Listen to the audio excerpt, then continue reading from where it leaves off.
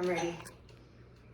Hi, I'm Zoe, and this is Paranormal Extraction. Welcome to my show. Today, yes, we have Unexplained Cases on, and they had a show on for 5 years. Now, they're the real thing. They don't just walk around and go, ah, ee, ah, ooh, ooh. No, and in the dark, chasing ghosts. They do UFOs and cryptids, and when they do their paranormal work, they do a serious amount of research. So they're absolutely fantastic. You can go to YouTube, you can watch them there, anywhere. Go and see them. But we have them on today, and it's Rick and Dedo of Unexplained Cases. Hi, guys! Oh, I love you guys. I love you guys because you guys do the best stuff. I mean, it's so professional and just absolutely amazing, great footage of everything that you do. Thank you. Yeah, we take some pride in our work there. Basically, just being a couple of old TV journalists there. Basically, we kind of make sure that we're going for quality with what we're putting out there. Well, absolutely. Well, yeah. I mean, that's why I said you're not running around with, running through houses like Zach Bagans, conjuring demons, and then, it comes through the box. Hi, I'm Marilyn Monroe. I know. If I could connect with D.B. Cooper, that's the one I've always wanted to do. I have no idea if that would ever happen, but D.B. Cooper's got. Okay. And, it's never gonna happen. But okay. I like to throw it out there to the universe. Oh yeah. But you know what? One time you're gonna go. And then my name's going to come through. See, absolutely, because you've got these connections. But now, hold on, Dedo. Now, some people may not know who D.B. Cooper is. So, give me. Oh yeah, he's a very famous skyjacker, I believe. Oh my God, the one who went missing with all the money. Exactly. He jumped out of the plane over Washington State in 1971. They never found the body. They found some of the money in 1981, but they don't know if he got away with it or died. It's just one of those mysteries. It's always, I'm from Seattle, so I mean, that's kind of where it happened. So people don't know who that is because now it's 51 years ago, but it's still a great mystery. Did the guy get away with it? Did he not get away with it? I know. It's absolutely fantastic. This is what I love about you guys. I mean, you do everything. Now I wanted to ask you, okay, going off that subject just for a second, how did you start? I mean, how did you first get into the paranormal? And how did you guys meet? All right. Well, hey, Mr. Dedo, why don't you kick us off? Okay. Well, it started when I read The Boy from the UFO. No, it didn't. Actually, this is very funny. So, we go back to the late 70s, and I grew up in the Pacific Northwest. So, Kenneth Arnold, who was flying around Mount Rainier in 1947, saw these mysterious type of UFOs that he coined the phrase flying saucers. Between reading up on that, also Bigfoot was huge in the 70s here, so I watched a lot of shows about that, and also haunted places. It's kind of fascinating because I've been going through old books and things like that, and apparently I've been into this since I was 7, 8, 9 years old. Oh, and wow. So it goes way back, but I never did anything. I didn't know about the investigating and stuff like that. Right. And then when I got into high school, it was sort of like, let's go scare each other. Let's go to the old cemetery, blah, blah, blah, blah, blah. Just standard. Let's go drink some beer and go hunt ghosts. Yeah. Kids don't do that if you are not 21. That's right.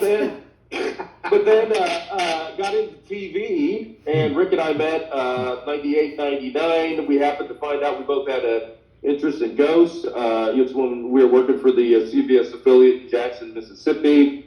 A lot of cool stuff down there. Civil War, just how old that area is. And we thought, hey, what about doing like a couple stories?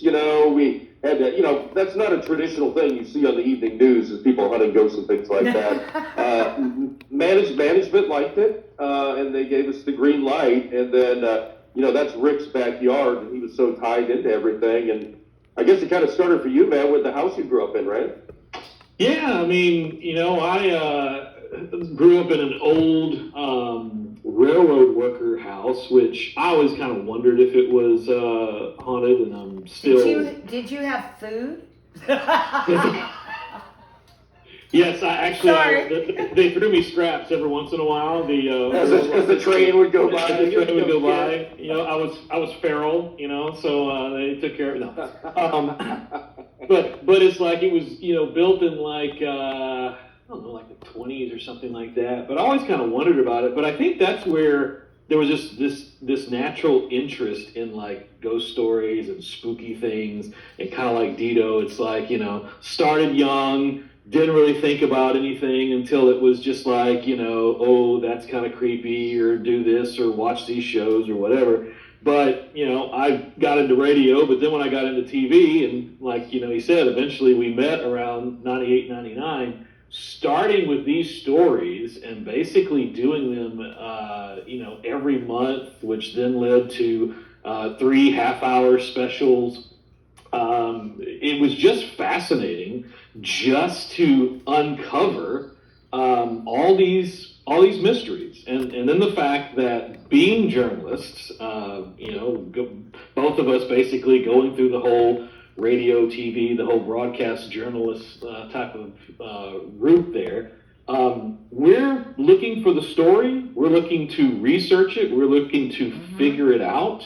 We're not looking to like put together something that's going to be sensational or scare, or certainly not to fake. But, it always would start with the fact that you have people that are encountering weird stuff, frankly, every day. Exactly. And sometimes they don't really want to talk about it because they're going to be judged. They're going to, think people are thinking like, oh, you just want attention or whatever. And so to gain people's trust enough to not just share the story with us, but to actually allow us to feature them, which sometimes we had to, cover their, pixelate their face or change their voice, Wow. at least share their story, and then that way we could kind of document it or even investigate it. Well, I'm just going to let you know. It's even now, okay, and I belong to like so many different groups. And even now, if I put a little ad out saying I'm looking for, real people that have just had experiences with, whatever it was, to contact me, and don't be afraid. Do you know, I ended up only getting 3 people out of thousands that were willing to talk about just their experiences. Not people like I do with big books, or like you guys that have had your show for 5 years or anything like that. Just normal people, and they still don't want to do it. Yeah. They'll talk about it, Yeah. they'll talk about it there, but they won't talk about it. But I know that you guys also do cold cases. You did some cold cases too, right? What do you Yeah. What are you laughing at? Was Rick picking his nose? No. I was doing a scratch, Okay. Yeah. It was a sign. It was a sign. Yeah, but I thought that you did. I thought I read that. Oh, no. Well, so being Unexplained Cases covers the whole gambit. We're always looking, whether it's missing persons, whether it's forgotten history. It's not just, although a lot of our stories, I've said this to Dedo, I don't know how many times, it's like, clearly ghosts are our bread and butter because there's so many haunted stories to find. Oh my gosh, yeah. Unbelievable. You can't throw a stone without finding something, right? Which is why it's a little bit more challenging to find the UFOs. It's even a little bit more challenging to find the cryptid. Yes. Right? There's a lot of cold cases, but in that case, you're trying to work with police departments, the family, and sometimes that can get a little hinky. Because again, we're trying to, like, even the fact that, let's just say there's an abandoned location and we're just trying to, like, do missing history. We're actually trying to get permission to go on that property. Most YouTubers or people who are putting stuff out there are just like, I don't care. I'm going to just walk on here. I'm trespassing. Unbelievable. The stuff that I hear is just so unprofessional, and it all came from who that I don't like, and so now they're all going out and buying their equipment at Walmart. I mean, I didn't know that they had it at Walmart. We're going to save some money. You know what I mean? They might as well have the life-size version of them with all their stuff sitting there, so that's the Halloween costume. Yeah, so it's just, right? It's outrageous, but you guys totally are professional on the level of the paranormal. Now, you, Rick, are the producer. Yes. So I basically, my role is, we really kind of share responsibilities. So between, Mr. Dedo and also Mr. Chin and myself, it's the three of us putting this stuff together. Basically, like, we will share researching. Like, a lot of times I lean on Dedo to maybe really kind of dig into stories, because he being a reporter, he being an anchor, that's definitely in his wheelhouse. Right. To be able to find all that underlying information, to interview people. But at the same time, that's also something that I'll do. Research, interview. I edit all the stuff together. So I'll a lot of times take, video and material that Dedo has shot or worked on, and that's all the episodes that we've had. I've edited them together, if not partially, then completely. Certainly with the YouTube stuff. And it's just kind of like we all just are interchangeable, making it work. Oh, okay, so you just kind of all move around. Now, we're missing someone today. Yes, I met him Michael before. Chin. That's Michael Chin, and he is the parapsychologist. So his background is parapsychology. Yeah. For us, he kind of helps out with research, with marketing. Actually, it's kind of funny how we met him. Dedo, would you like to share how we came across Mr. Chin? Yeah, because he's a great add-on to your stuff. And yes, I am drinking a big gulp today, everybody, because now this is my hobby. Hey, you go away, okay? Somebody get me a beer. Hold my beer. I got to talk about ghosts. I love you guys. You're so, you know what? You're just so real. Yeah. I'm loose cannon. You got to remember that. No, we met Mike when we were doing a couple of stories back in Maryland. He's with the Maryland Paranormal Research. Is it group or society? Which one, Rick? Maryland Paranormal Research. Yeah. So NPR. So we collaborated with them on a couple of cases down at the historic Baltimore Harbor with a haunted sub, and also the Constellation. Yeah, the USS Constellation, and they had all this incredible equipment. I mean, Rick and I had some stuff, but this was like mind-blowing what they had. Matter of fact, they had one type of an audio piece of equipment to where one of the members of their team, I guess the leader, Hiram, was talking to whatever this was, and it actually said my name, which was, it was pretty darn clear, Darren, which was like, everybody was like, whoa, that was wild.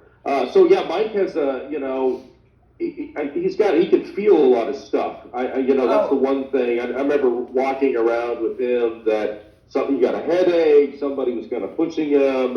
And Rick, you might know more about, the parapsychology thing a little bit more than I do, but he's very scientific, it seems like, in his approach to proving, disproving, when he's out, doing an investigation, doing research, and we're kind of excited because once we get going again here. Well, yeah, I mean, he's going to bring a lot to the table. he's a huge, great new part to Yes. you guys, and I met him. Very nice gentleman.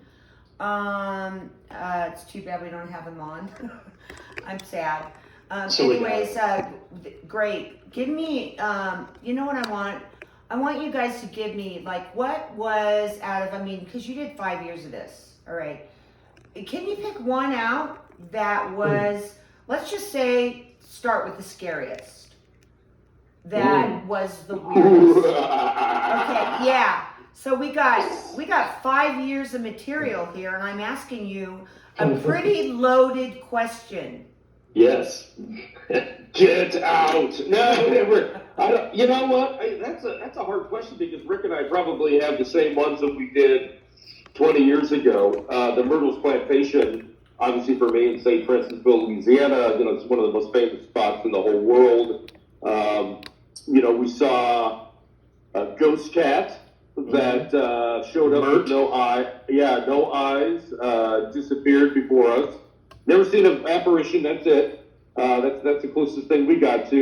You know, as cool as that was, I think we had a lot of weird things. Cold spots, unusual activity. We heard sounds. That you've got 3 grown men that were so spooked out about. We each had a room, right? So, but we had 3 grown men that were so freaked out about what we experienced. We all slept in the same room. Oh my God!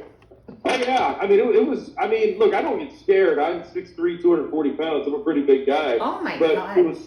it was so funny when we were in this room. The banging and the weird. No, I mean the banging was incredible. It's like, what the hell is going on? And then also the whole night you could hear what we were told by the folks that own it. Kids running up and down the stairs. I mean, you know, you stick your head out there and there's nobody there. And then you go back into the room and you hear these, you know, like people running up and down the stairs like kids. And then we had a camera rolling that night and it picked up these weird, like, whistling sounds. It sounded like somebody, like, breathing right into the microphone. Wow. Yeah, and then it sounded like a flute or something. It was like this high-pitched whistling sound. So for me, that would be my favorite. And it was so cool back then, before the whole paranormal thing was a big deal, that we're like, yeah, you know, why don't you guys come down? We'll give you the place for free. It's during a weeknight. Wow. Now it's like $5,000 for something ridiculous. You know, I tried to do it. You know, was it about 10 years ago? They're like, oh, sure, you can have it for. And I'm like, you know, we're on a pretty tight budget. So that's Myrtle's Plantation you're talking about. Yes, exactly. Yes. Okay. But, you know, equally was like in Meridian, Mississippi. I mean, this just shows how things are different. I mean, we were just given the keys to this Annabella mansion. Ladies who would keep it during the day were like, we don't stay here at night, but here's the keys. Just be sure and lock up when you leave and put the keys, you know, somewhere. And it's just, you know, that's also in the South. I think it's kind of like, you know, a little more trusting or whatever. But, I mean, they didn't have to pay anything. You know, it was just, you want to stay there? That's fine. We're gone. We're out of here. You know, you're responsible. And, you know, that's the night where, too, I mean, as far as, like, what I guess was really different for me, I mean, obviously I agree with everything with Myrtles was pretty fascinating to say the least. But, you know, with Marihope, it was just the idea of, like, we had dozed off a little bit and to wake up and, you know, you're waking up and it just kind of sounds like, you know, something like a little light, and you're thinking, is that the couch creaking or whatever? And you're like, huh, okay. But then you watch the footage, and I mean, it's just like loud. It's slapping the walls or whatever. And you're like, what is going on here? Yeah, that's probably the best one. You know, I still don't know how to explain it. It was either like somebody was banging on the walls or flipping over the dining room table. It was that loud. Yeah, wow. I mean, it was ridiculous. And of course, the best footage, which, you know, to me, someone could say, like, oh, you know, you were just, like, faking or overacting. But, I mean, the best footage is when I had a camera and capturing Darren, like we're listening on the roof. Now, this is like a 3-story mansion. There's no way anyone could easily, let alone would there be anyone in the middle of the night on top of this mansion. But hearing, like clearly, like in gravel, Ew. footsteps. That's And gross. not an animal. You know, No. oh, it's a raccoon or something. I mean, it was heavy, like. Unless it's a Oops, or 300-pound something. raccoon or something. I mean, he's, Yeah. and he's just like, and to get this wide-eyed, like, what the hell are we hearing? Basically, I was like, yes, that's golden footage. So Yes, and I forgot my Depends that day. Oh my God. Yeah. Hey, it's not a real investigation until someone sold themselves. What? Exactly. Yeah. A number 2 is better than a number 1. What was the name of that? Because I haven't heard of it. Yeah, What was Marihope Mansion in Meridian, Mississippi. Okay, so is it pretty famous now that the paranormal is going on? You know, not really. I don't know if I have ever seen any show, and I say that because I really don't just pay a lot of attention to what other groups do and go. I'm sure since then there's been some folks who've gone there. But I mean, it's kind of one of those little jewels that I think gets pushed to the side, or people just, they don't think it's exciting or whatever. Yeah. And that's another thing about our formula is, we would much rather, you can go online and you can find all these cases and all these stories that people have done left and right and to death. I would rather find a story that no one's ever heard about, or the place that is completely unassuming, and you'd say, there's no way there's a story there, and it's like, here it is on a silver platter. It's kind of crazy. That's what I love. I absolutely love that. That's what I do. Actually, everyone says to me, well, since you live where you live, have you gone to Virginia City? I'm like, oh my God. Why is it that, Virginia City, my aunt used to own the Silver Dollar Hotel, and, the Opera House there now. I mean, you want to try to get in there. I mean, I could, but it's like, for what? It's already overdone. It's already, everyone talks about it. All the shows have been there over and over and over, and they're making so much money. That's what I love about doing. I go out and I just help people, and just do like the bar downtown I did, which is great. So that's what I love about you guys, is that you do things like that as well, and that's what it comes into, the real paranormal investigators, okay? Yep. Because you're not just doing the hype. You're doing all of the research. I mean, you guys really get into it. I mean, it's good. It's good stuff. It's really thank good. you. Yeah, I mean, that's where it's like, I think 2 reasons of why something is real is because, it's fascinating to both Dedo and I'm sure you would agree, is like, there are some people that they live with this and it's just no big deal. And, they're just kind of like, every day they're having these experiences. And we're like, could you actually like work in a place where every day, bottles basically move around for no reason, chairs pull, I mean, I guess you can get used to it and it's no big deal. But then there are other people who, that's just a little unnerving. And they're like trying to figure out like, should I be scared about this? I mean, or they're scared and they're just like wanting to have their mind put to ease. Because, I think everyone, this is a bit of a stigma with even the word paranormal, is that it's scary. It's like, well, it's only scary because it's the unknown, but it doesn't mean that everything is a frickin' demon. Frankly, that's the rarest that you're going to come across. Okay, right. Exactly. I did a joke the other day. I posted a really bad video of a cryptid, running across something. And actually, some people actually really believed it, and then they got mad at me, and then I would say it's a joke, Yeah, You know, everybody chill out. This is a joke. You know, it's not real. And according to stats from people that I've talked to in the business, 99.9% of the videos that are out there of having the apparitions on film, and I can't remember what they call it, ARAEI or something. What's the name of it? Of that kind of footage is fake. Well, I believe that. Of course, Yeah. it's so easy to do. They're talking themselves into what they're seeing too. Sometimes. Oh my Yes. God! Oh my God! Yes. Well, let's talk about EMF meters. I mean, Mhm. that goes into, I think it's called pareidolia. Is that true? Is that? Wow.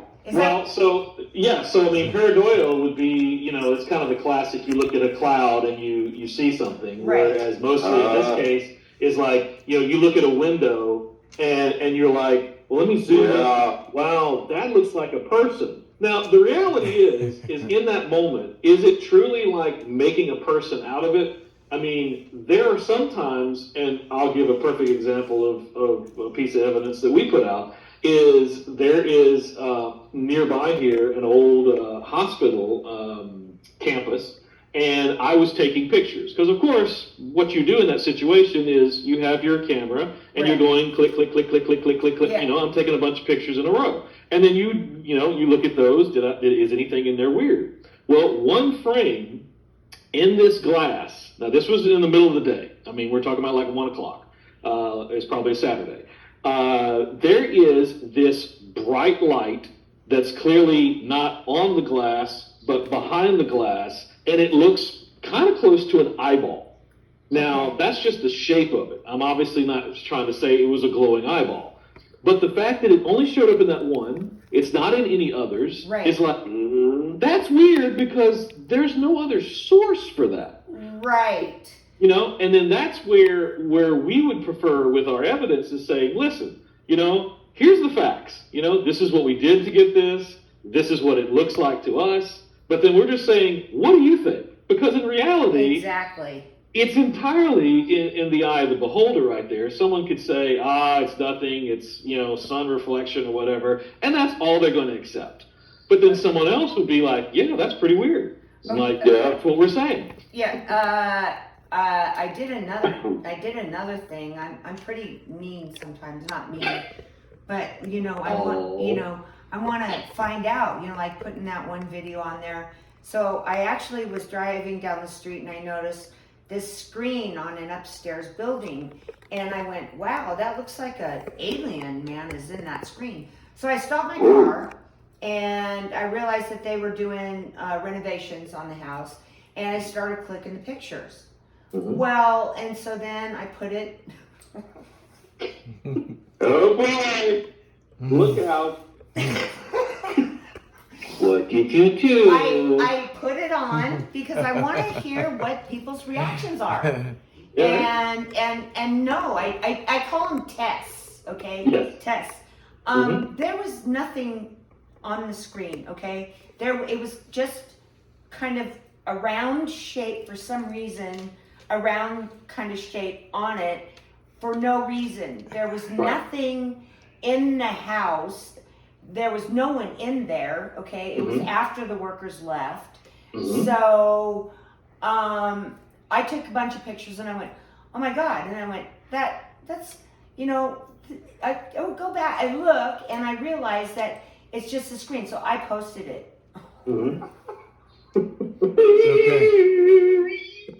It's okay. You can put a little music with it. I almost got kicked off Facebook. I There wanted, was no tinfoil hat. I wanted to see what people would think. Yes. And it was amazing, okay, on how the biggest percentage, because I go by percentage points, let's just say it was probably about 90% of the people believed it, and 20% was, how did you pronounce that? Pareidolia? Paradoil. Yeah, where they actually made it look, you know, you they saw that within the image. Right. And so I always like to do these percentage points. Oh, you guys, I'm so sorry. Now you're going to know that I do this dirty work behind the scenes. See, but this gets into... That's why I like Rick and Dedo. Because... But see, what you're talking about is really the parapsychology of everything, because this is where that to me is just... It's a very simple example of it. I mean, it's trying to understand, like, you know, it goes really right down to the basics of what we try to do, and this is what any true investigator should try to do, regardless of whether you have a show or not. If you're just doing it for fun or a hobby or whatever, this is how it should be conducted, is you try and prove that it's not paranormal. It's like, what's the logical explanation for this? You want to be able to say, okay, you know what, there's something wrong with your pipes. You got an animal in the wall. Like the Warrens. Yes. Okay. You want to find out, you're trying to rule out all the normal. Now, when you have literally ruled out like everything else, well, okay, that's why it's unexplained. That's why it's now paranormal. It's beyond normal if there's no explanation for why this thing happens, why this exists, why this is going on.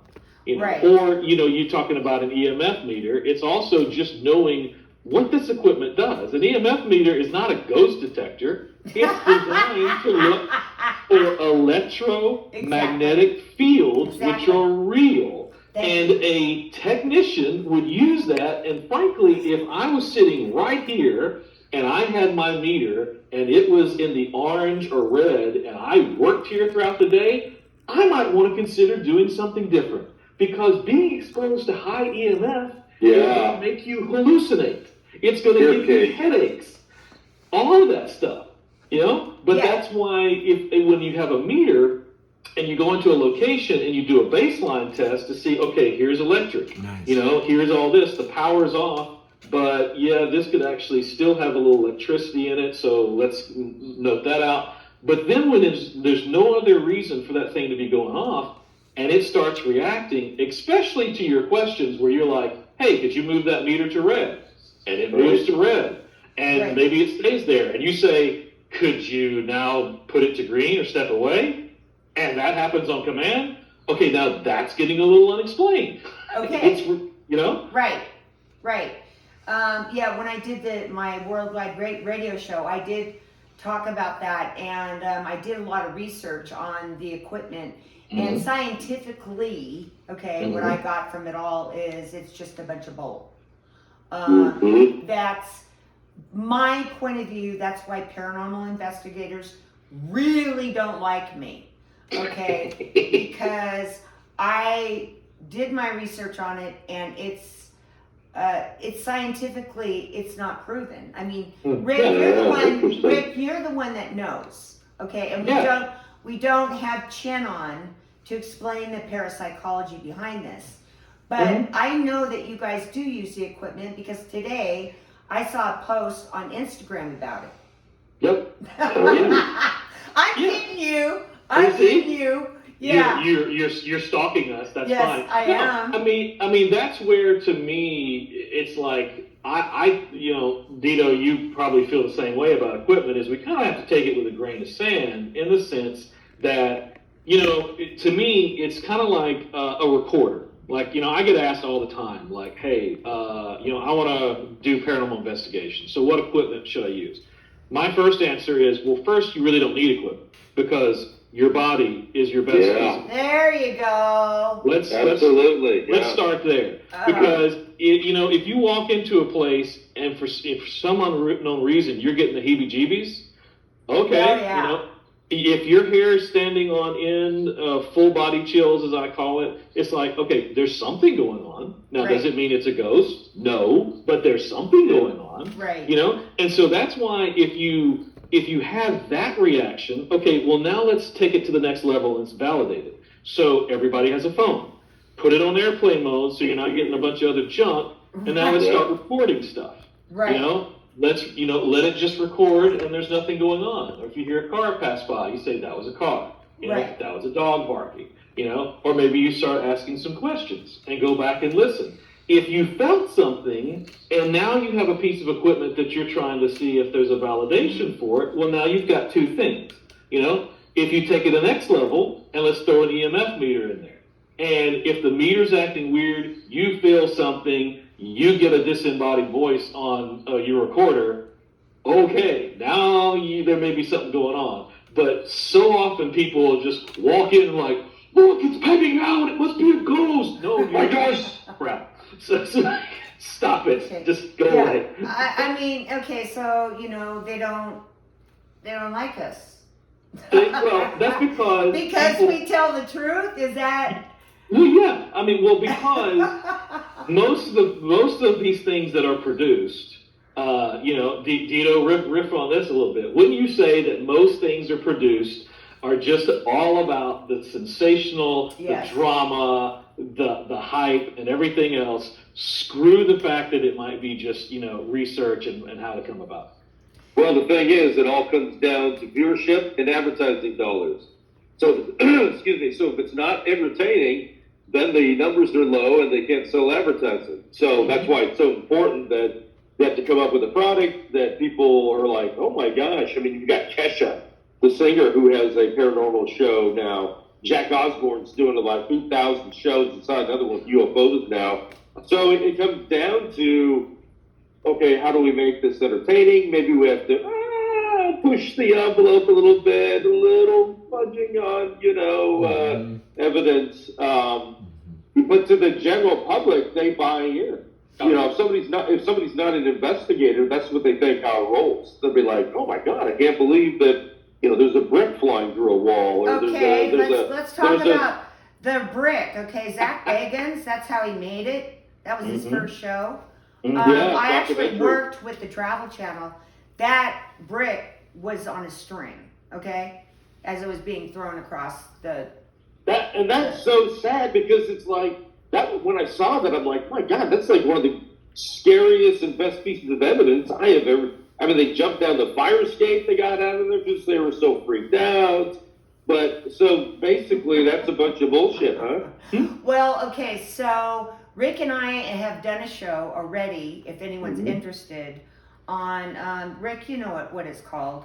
What was our show? The Fabulous and the Phony. The Fabulous and the Phony. If anyone wants to know about more paranormal and what we've gone through with the whole Hollywood thing and how it's just really a bunch of bogus, it's really a fun show. We have really a great time.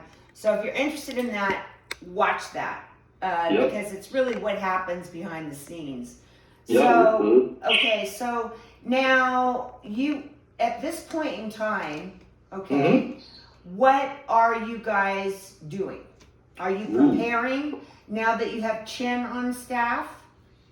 So what we've got going on right now, so Mike and I are actually in Maryland, and Dedo is in Washington State. Yeah, which makes it kind of hard. It does make it a little challenging, especially to get everybody together. That's where you get into finances, you get into life, and trying to sync up. Oh my God. So that's where usually, if we can make it happen, it's kind of been hard lately, but we try to do at least like once or twice a year, whether it's, us going out to him or him coming out to us.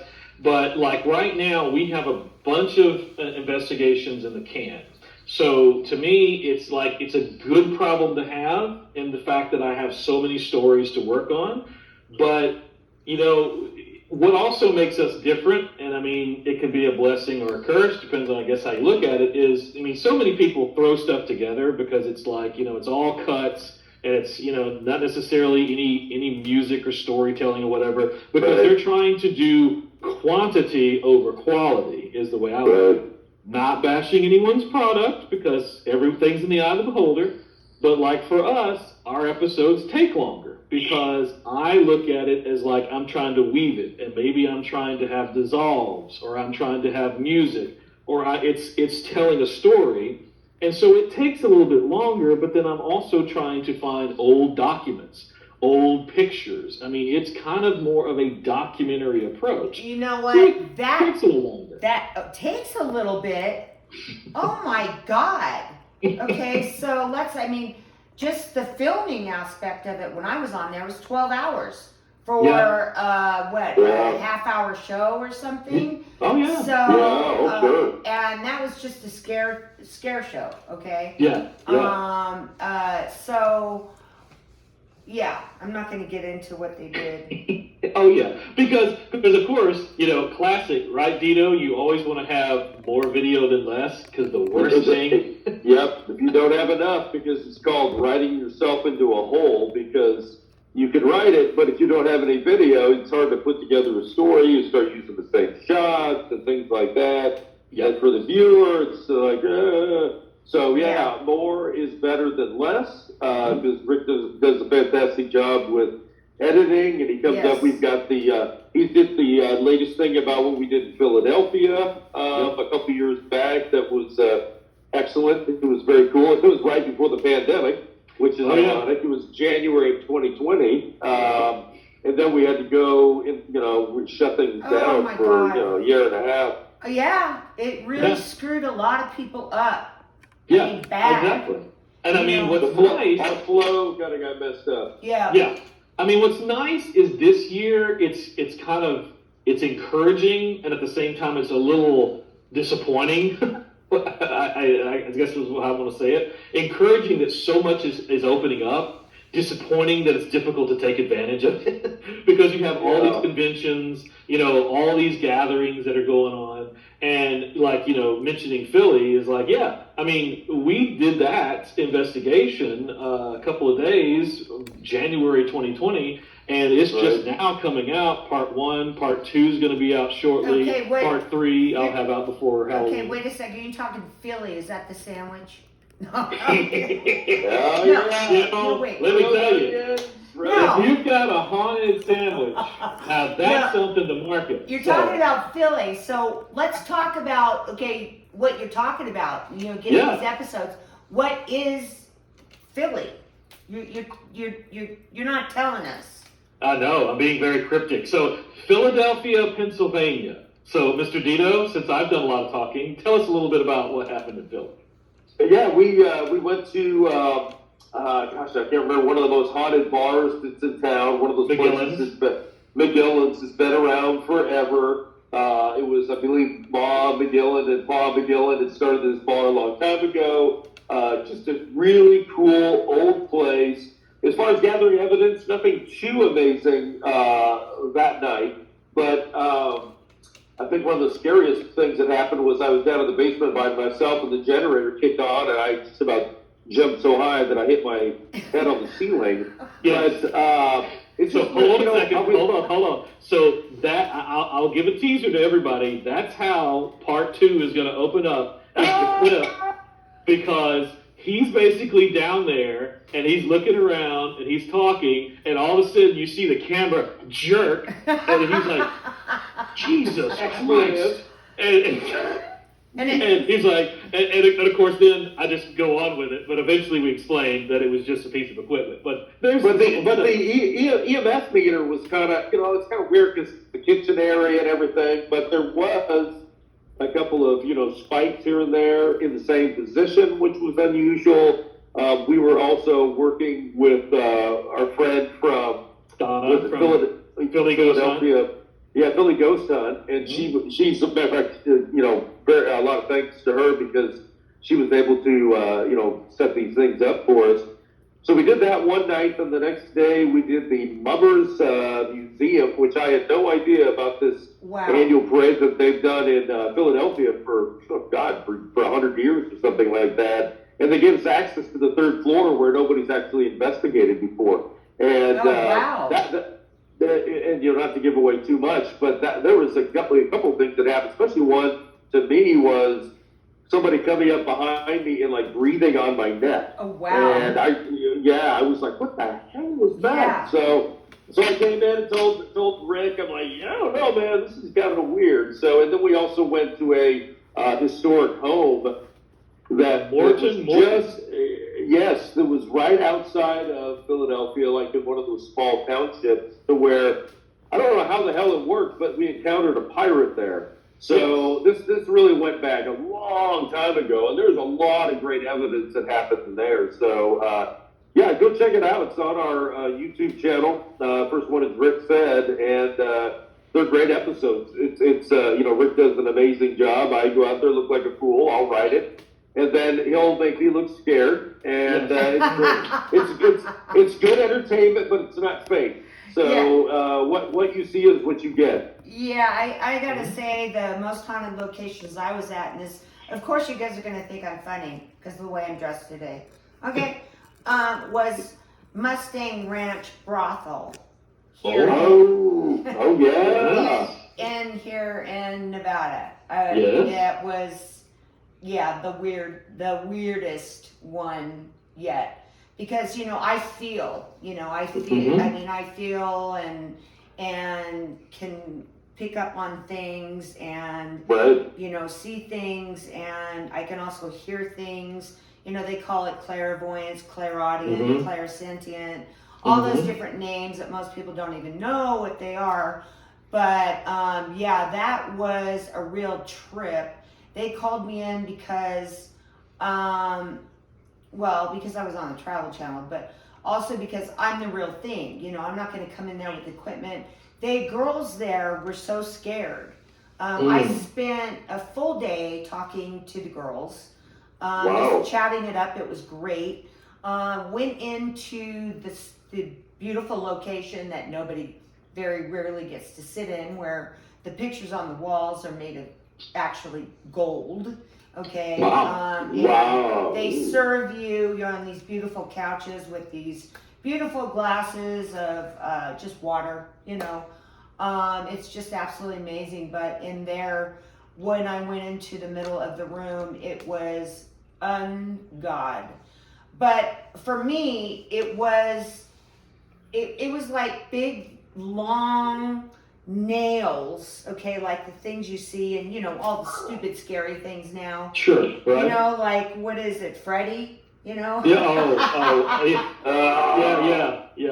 claws, long, But actual fingers, and I went into the middle of this one room, and it was like there was thousands of them just coming at me. But I had done I'm really spiritual, so I'd done a lot of protection work. Absolutely. So I had my, which is not my biggest thing, is protection work and spiritual work before you go to any of these locations. That's number one for me. So I had done all this stuff, which takes time too, right? Yep. Okay, so I'm there all day. I'm there 10 hours already into the deal by the end of the day, 11 hours. Yeah. Okay, but I'm telling you, I was so protected that I could actually feel the nail part protruding into my white, bubble that I had around me, my white rubber bubble of protruding in to try to get at me. Right. And, I just, it's so funny because I started laughing. I was like, keep it light. I was like, you know what? There's no way you can touch me. All right? You think you're so funny. You have all these people coming around and playing with you. How many ever thousands are around me? You're not going to touch me. But, when it was all said and done, and meeting the owner or whatever else and sitting down in the office, okay, once I mentioned that I want to get paid, well, never heard from them again. Oh, no! No, because everyone does everything free for them. Okay. Oh, just for the experience, I guess, huh? But they're real serious about trying to get rid of these things because it's really scaring their and these women at the brothel, they're so nice. They were so great and just wonderful people, scared to death and being scared out of there. So they want to bring someone in to do it, but then they don't want to pay you. Well, I'm not going to sit there and do it for 3 days. I did research on that too. Let me explain something. I think it's who is it? The boxer. Anyways, I wish I knew his name. He was killed. He had something to do with make it really fast, with Mustang Ranch. His body actually is in the mortar of the kitchen. They put it in there. That's why they never found it. But I have a show on that on YouTube towards the bottom now, because that's when I did all my paranormal thing, and it's on Mustang Ranch. You can watch it. But now I'm the interviewer because my shaman died. That worked with me. Yeah, so I don't do that anymore. But I spoke a little bit too much on that. Sorry. No, fine. It's quite all right. That because also you're picking up on something that also is not discussed very often, and to me, this is where it really pains me. Of course, having a teenager, and frankly, for Dedo and I, he has teenagers. Well, most of basically, we look at all these kids out there who are just running into these situations, trying to basically do this, and don't even think about protection. I mean, we don't go to any location without basically having prayer support, having basically warrior angels about us, and then plus also when you're leaving, it's like you don't have permission to follow us. You have to remain here. Yes. You've got a problem with that. You're going to have to deal with this guy, and well, he's got he's got a sword and shields and everything. So good luck with that. And that's the stuff that I think people just think they can just go in and just leave and not have any repercussions. And it's like, no, that's how you get attacked. That's how you get attachments. That's how you bring stuff home when you don't think about these things. You are so absolutely right. And people think it's so funny. Oh, I got scratched, or I got this, or I got that. Well, I know we're talking about demons and stuff. I do a lot of work about demons and, IOP, infestation, oppression, full-on possession, the Warrens. If anyone's watching this, should know who the Warrens are. Okay? Absolutely. And if you don't know who the Warrens are, then you might as well just not. There's a lot of information out there. Right? But, it's clear very much so that if you're not doing that type of work, that you can go into either of those areas. And I've actually worked with people who have had that happen to them, and it has happened to me. So I know it's real. Wow. Yeah. Yeah. So I agree with you. I'm really glad you guys do that. That gives a lot of good information to people. Yeah, because all it takes is, this happened to Mike, because Mike knows better. Mike has years of training, but he went into a 300-year-old cemetery by himself without protection, and he ended up getting an attachment. Now, we got removed pretty quickly, but he was wondering why, like that night, he was so anxious, and he was just like feeling weird, and just have all these like freaking out, freaky type of reactions and sweating and everything else. And I was just like, dude, okay, so, we got an attachment going on here, basically. And, and we got rid of it, but it's like the whole point of that, and why he shared that on the live, and that's one of our videos on the YouTube channel as well, is it can happen to anybody. You can be something you do it all the time and a professional, and just forget, and it's the problem is the one time you do that, is if you're in the wrong location, here you go, but then it's like you got to know how to deal with that too. Yeah, well, and the sad part about it is that they're not teaching anybody about this. Okay, I mean, I'm sure there are shows out there that they do, like you guys, and you do your prayer thing, and there are a lot of that. But kids watch this stuff, and when people think it's funny that you get scratched, or cool. It's so cool. But then I hear the stories after, okay? Right. They're not fun. It's not funny. No, not at all. I've seen people go on full-on oppression, where the personalities change, the food that they're eating, and all this other stuff, before they go into possession, because of course possession is, and I'm going to say this, it is huge now with the Catholic Church. They've had to incorporate so many more priests in regards to demonology, because they can't keep up with it. Right. So, that's my research on the subject, and that's what I'm going to say about it. So, what are we going to look forward to in the future with you gentlemen? Well, definitely the immediate future would be some of these cases that we're, like I said, I'm editing and rolling out. Before Halloween gets here, we'll definitely have Philadelphia Part 2 and Part 3. Awesome. We still have other cases that we've kind of teased about. There's a whole investigative series that we're putting together on Savage Mill, which is actually a shopping mall that used to be an old cotton mill that basically every single shop owner, it seems, has had one experience or another there. That is a multi-year investigation. Sykesville, Maryland has the Sykesville Monster, so we've got cryptids and the Stallion. We've got hauntings. We've got old history that's been forgotten and washed away. It kind of has like everything. Oh, awesome. It's like we just need Mulder to show up along with Scott. I'm trying to figure out that. Yeah, I'm trying to get myself out there too because they're having all the fun right now. Exactly. Let's bring in the X-Files here. Exactly. So it's kind of more like an X-Files thing then, where you get a multitude of stuff is what you guys are talking about doing.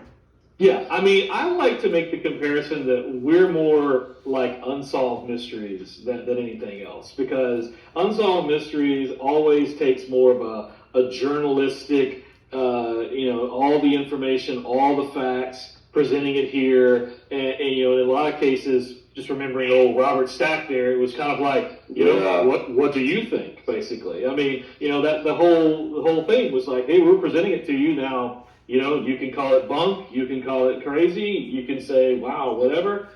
But that's kind of a bit how we've always approached things.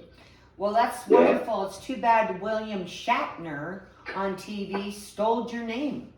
See, well, that's why he's the Unexplained.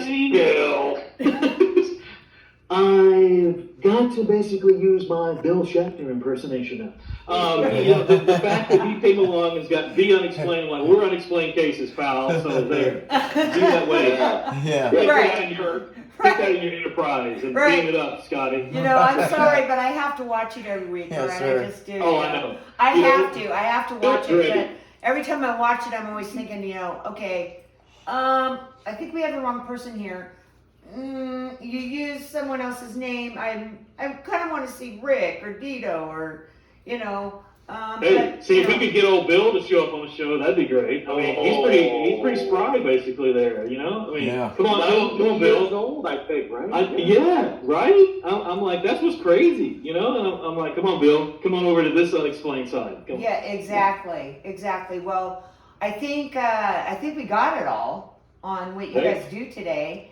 I mean, they definitely are going to get a feel for, what's going on with you and also with me, obviously. I mean, I kind of went a little bit nuts today, but what else is new? Hey, that's actually normal. What are you talking about? So you fresh. I like it. I'm eccentric. That's what we talked about. Yes. We're all eccentric. Yes. Come on. Yes. So, okay, so tell everybody we're going to where to go, how to find you, and that would be great if we could do that before we. Of course. So we've got the YouTube channel. That's a place to start with. You got youtube.com/unexplained cases.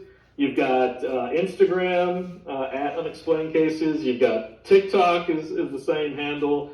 You got Facebook at the same one. The only one that's different, only because there's a character limit, is Twitter, and it's Unexplained Case. Right. Somebody took the S from us.